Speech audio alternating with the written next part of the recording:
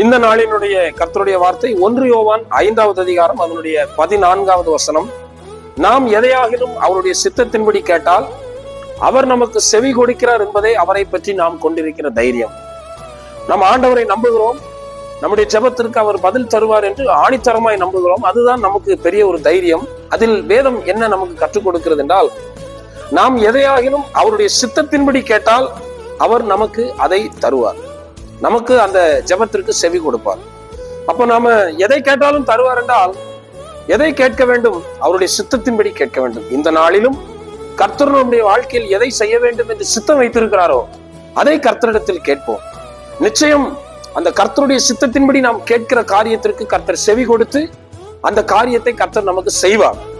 அப்படிப்பட்ட தைரியமுள்ள ஜெபம் செய்ய கர்த்தர் நம்மை தகுதிப்படுத்துவாராக, தைரியப்படுத்துவாராக. இந்த வார்த்தைகளினால் இந்த நாளில் கர்த்தர் நம்மை ஆசீர்வதிப்பார். ஆமென்.